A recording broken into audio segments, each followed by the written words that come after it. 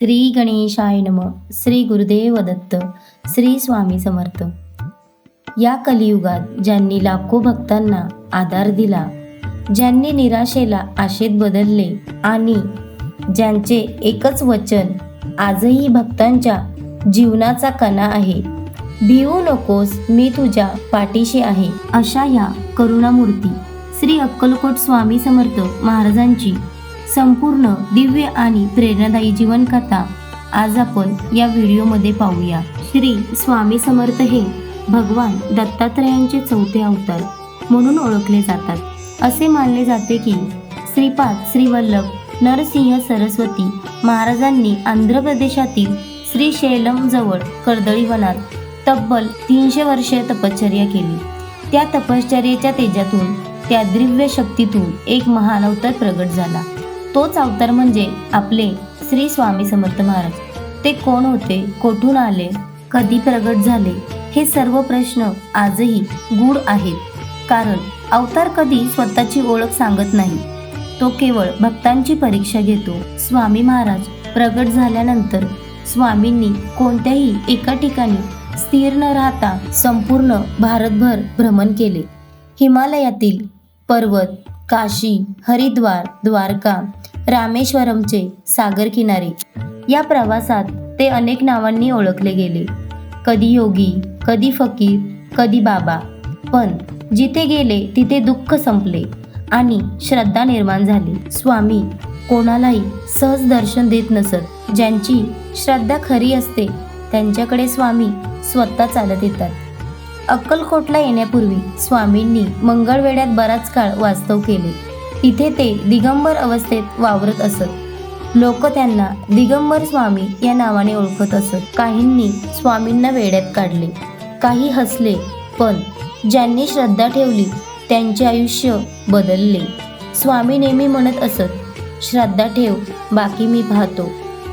श्री स्वामी समर्थ महाराजांचे 6 एप्रिल 1856 चैत्र शुद्ध द्वितीया या दिवशी स्वामी मंगळवेढ्याहून अक्कलकोट येथे आले.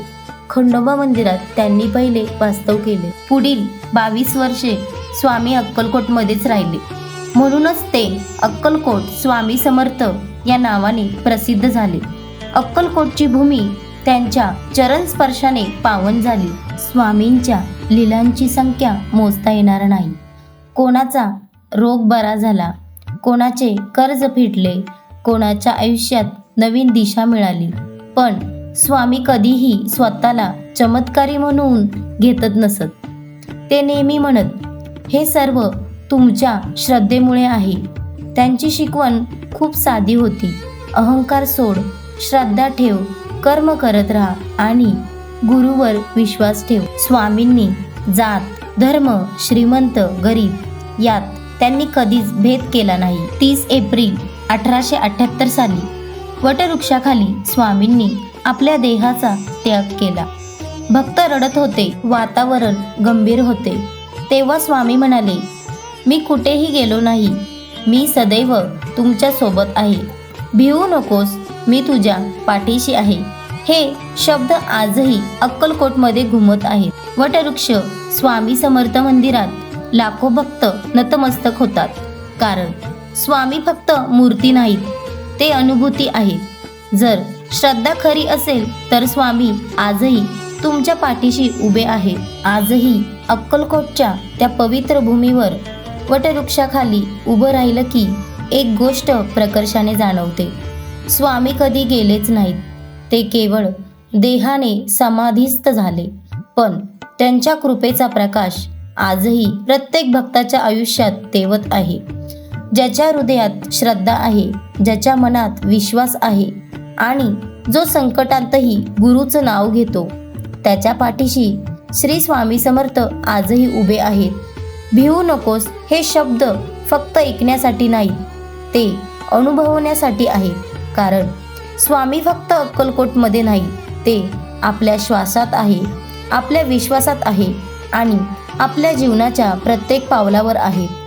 डोळे बंद करा, मन शांत करा आणि एकच नाम स्मरा. जय जय श्री स्वामी समर्थ.